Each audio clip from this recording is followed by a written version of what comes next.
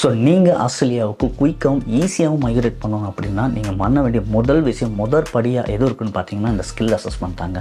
So நீங்கள் எந்த ஒரு பிஆர் வேணால் டார்கெட் பண்ணியிருக்கலாம், இல்லை எந்த ஒரு விசா பார்த்து வேணால் நீங்கள் செலக்ட் பண்ணியிருக்கலாம். எப்படி பார்த்தாலும் நீங்கள் பண்ண வேண்டிய முதல் விஷயமாக எது இருக்குன்னு பார்த்தீங்கன்னா இந்த ஸ்கில் அசஸ்மெண்ட் தான்.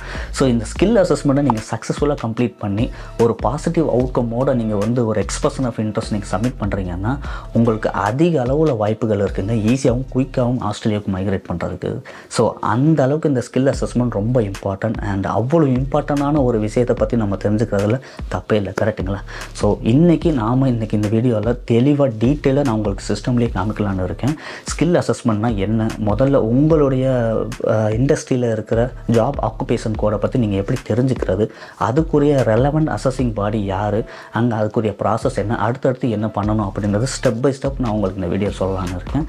ஹாய் ஃப்ரெண்ட்ஸ், நான் உங்கள் தமிழ் ஆசி. நீங்கள் இந்த சேனல் ஃபர்ஸ்ட் டைம் பார்க்குறீங்க அப்படின்னா இதே மாதிரி ஹெல்ப்ஃபுல்லான கண்டென்ட்ஸ் நிறையா இருக்குது, சேனலில் போய் பாருங்கள். அண்ட் இந்த வீடியோ பிடிச்சிருந்தால் மறக்காமல் வீடியோக்கு ஒரு லைக் பண்ணுங்கள் and feel free to subscribe as well. So வாங்க வீடியோக்குள்ளே போயிட்டு டீட்டெயிலாக போய் பார்க்கலாம்.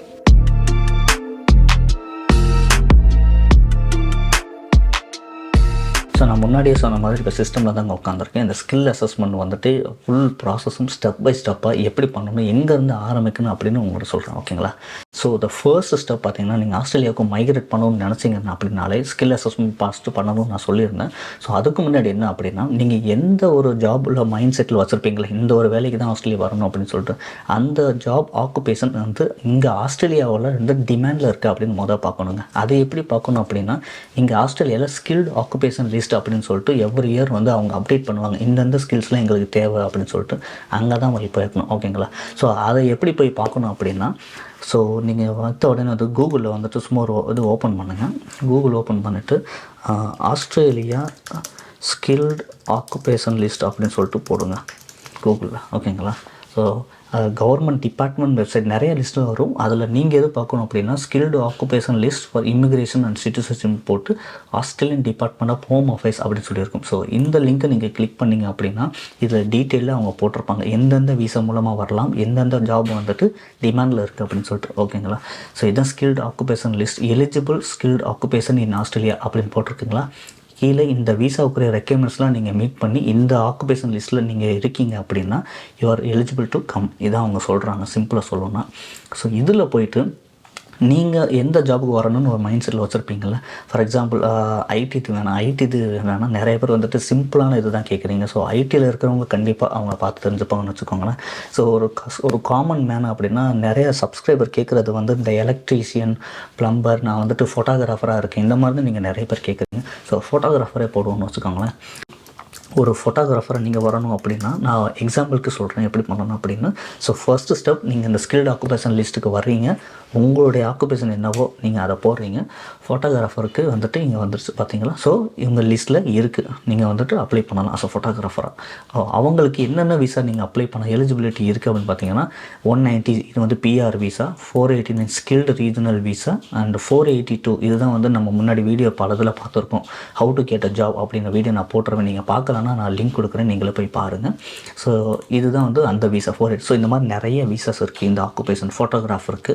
ஸோ ஆன்ஸ்கோ கோடு என்னென்னு பார்த்தீங்க அப்படின்னா 211-311 இதுதான் வந்து ஃபோட்டோகிராஃபருக்குரிய ஆன்ஸ்கோ கோடு. இதுக்கு முன்னாடி வரைக்கும் உங்களுக்கு தெரியலை அப்படின்னா இங்கே வந்தால் ஈஸியாக நீங்கள் தெரிஞ்சுக்கலாம், ஓகேங்களா?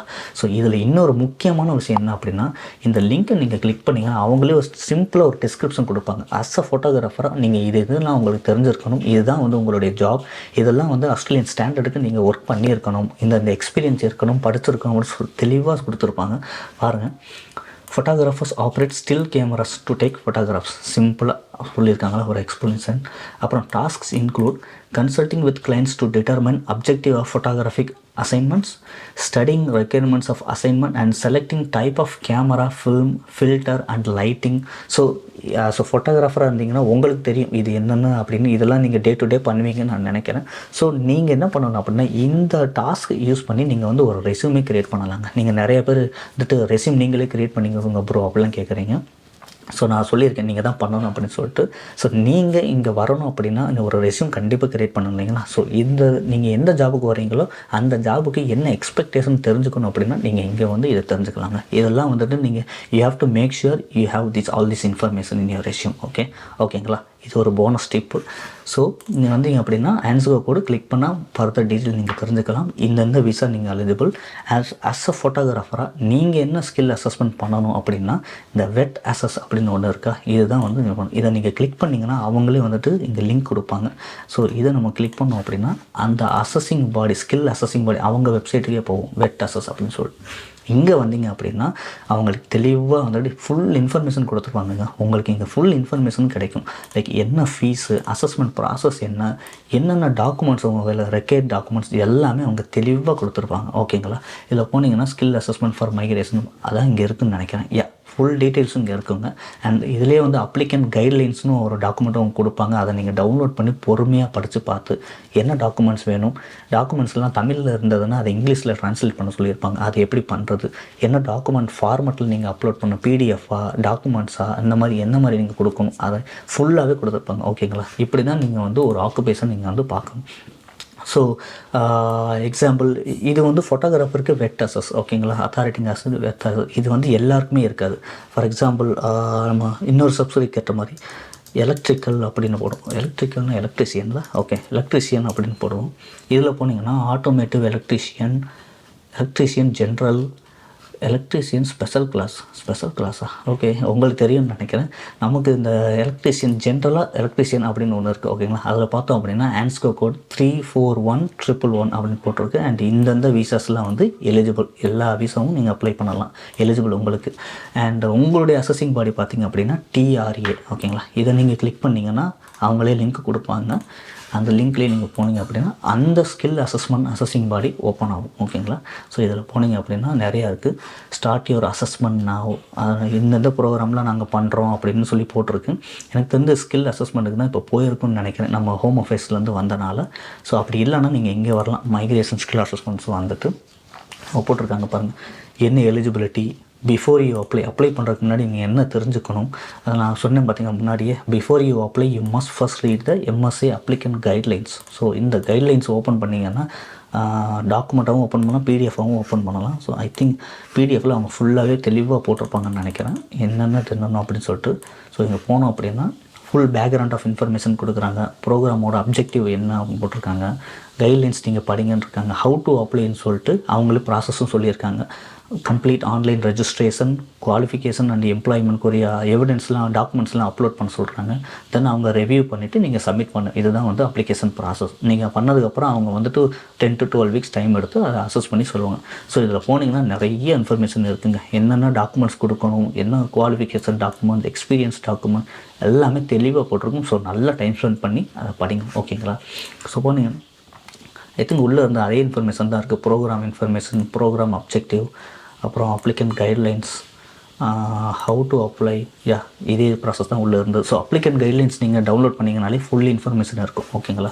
ஸோ இவ்வளவு தாங்க. நீங்கள் பேசிக்காக அது வந்து பெரிய பெரிய கம்பு சுற்றுற வித்தெல்லாம் ஒன்றும் கிடையாது. நீங்கள் இங்கே ஆஸ்திரேலியாவுக்கு மைக்ரேட் பண்ண நினச்சிங்க அப்படின்னா ஃபர்ஸ்ட்டு நீங்கள் செய்ய வேண்டியது உங்களோட ஜாப் ஆக்குபேஷன் வந்து இந்த லிஸ்ட்டில் இருக்கான்னு பார்க்கணும். ஆஸ்திரேலியாவில் டிமாண்ட் லிஸ்ட்டில் இருக்கான்னு பார்க்கணும். அப்படி இருக்குது அப்படின்னு இந்த டாக்குமெண்ட், இந்த ஒரு லிங்க்குக்கு வந்துட்டு அதை சர்ச் பண்ணலாம். நீங்கள் அப்படி இருந்தது அப்படின்னா ஃபர்தராக ஃபுல் இன்ஃபர்மேஷன் உங்களுக்கு அங்கேயே கிடைக்கும். ஓகேங்களா? லைக் நம்ம பார்த்த மாதிரி என்ன உங்களுடைய ஆக்குபேஷனோ அதை இங்கே போடுங்க. போட்டால் உங்களுக்கு ரிசல்ட்ஸ் வரும். என்னென்ன விசா எலிஜிபிலிட்டின்னு காமிக்கும், என்ன ஆக்குபேஷன் கோடுன்னு காமிக்கும், அந்த ஆக்குபேஷனுக்கு என்னென்ன வந்துட்டு ரெக்யர்மெண்ட்ஸ் இருக்குது, என்ன எக்ஸ்பெக்டேஷன் இருக்குன்றது கூட நீங்கள் இதை கிளிக் பண்ணால் தெரிஞ்சுக்கலாம். ஓகேங்களா? அதையும் நான் சொல்லிட்டேன். அண்ட் உங்களுடைய ஸ்கில் அசஸ்மெண்ட் அத்தாரிட்டிங் பாடி எதுனா இதுதான், டிஆர்ஏ இல்லை வெட் அசஸ், இல்லை ஐடி பீப்புளுக்குன்னா ஏசிஎஸ்னு ஒன்று இருக்கும். ஸோ ஓகேங்களா? ஸோ அது போகணும். அதை லிங்கை கிளிக் பண்ணிங்கன்னா இங்கேயே உங்களுக்கு லிங்க் கொடுத்துருவாங்க. அந்த அசஸ்மெண்ட் பாடிஸ் வெப்சைட்டுக்கு போயிட்டு அந்த அப்ளிகண்ட் கைட்லைன்ஸை டவுன்லோட் பண்ணி கிளியராக படித்து என்ன ரெக்யர்மெண்ட்டோ அது எல்லாமே ஃபுல்ஃபில் பண்ணி எல்லா டாக்குமெண்ட்ஸும் ரெடி பண்ணி அவங்களுக்கு அப்லோட் பண்ணுங்கள். ஃபீஸ் பே பண்ணுங்கள். அவங்க சொல்கிற அந்த time 10 to 12 weeks R 8 to 10 weeks என்னென்ன சொல்கிறாங்களோ அதை வெயிட் பண்ணிங்க அப்படின்னா உங்களுக்கு ஒரு அசஸ்மெண்ட் வந்துடும். ஓகேங்களா? இதுதான் வந்துட்டு மொதல் ஸ்டெப்புங்க. இது இருந்ததுன்னா ஈஸியாக குயிக்காக நீங்கள் ஆஸ்திரேலியாவுக்கு மைக்ரேட் பண்ணலாம். ஓகேங்களா? All the very best. So அவ்வளோதான் இன்றைக்கி இந்த வீடியோவில். இந்த வீடியோ உங்களுக்கு ரொம்பவே ஹெல்ப்ஃபுல்லாக இருந்ததுன்னு நினைக்கிறேன். அட்லீஸ்ட் உங்களுடைய ஜாப் ஆக்குபேஷன் கோடு என்னென்னு தெரிஞ்சுக்கிறதுக்கும், அண்ட் அவங்களுடைய அசஸிங் பாடி யார் அப்படி தெரிஞ்சுக்கிறதுக்கும், அண்ட் அடுத்தடுத்து என்னென்ன ப்ராசஸ் பண்ணணும் அப்படின்னு ஓரளவுக்கு உங்களுக்கு ஒரு ஐடியா கிடச்சிருக்குன்னு நான் நம்புகிறேன். ஸோ நம்ம பார்த்த இந்த வெப்சைட்க்குரிய லிங்க் எல்லாமே நான் டிஸ்கிரிப்ஷனில் கொடுக்குறேங்க, நீங்களே போய் பாருங்கள். ஸோ ஒன்ஸ் அது இருந்தது அப்படின்னா நீங்கள் ஈஸியாகவும் குயிக்காகவும் ஆஸ்திரேலியாவுக்கு மைக்ரேட் பண்ணுறதுக்கு ரொம்பவே ஹெல்ப்ஃபுல்லாக இருக்குங்க. ஸோ அவ்வளோதான் இன்றைக்கி இந்த வீடியோவில். அண்ட் இந்த வீடியோ ரொம்பவே ஹெல்ப்ஃபுல்லாக இருந்திருக்கும் நான் நம்புகிறேன். அண்ட் அப்படி இருந்தது அப்படின்னா வீடியோவுக்கு மறக்காமல் ஒரு லைக் பண்ணுங்கள். அண்ட் உங்கள் ஃப்ரெண்ட்ஸ் யாருக்காவது இந்த வீடியோ ஹெல்ப்ஃபுல்லாக இருக்கும்னு நீங்கள் நினச்சிங்க அப்படின்னா அவங்களுக்கும் ஷேர் பண்ணுங்கள். Also feel free to subscribe as well. So இதே மாதிரி இன்னொரு யூஸ்ஃபுல்லான வீடியோவில் உங்களை நெக்ஸ்ட் டைம் மீட் பண்ணுறேன். Until then, see you all. Bye.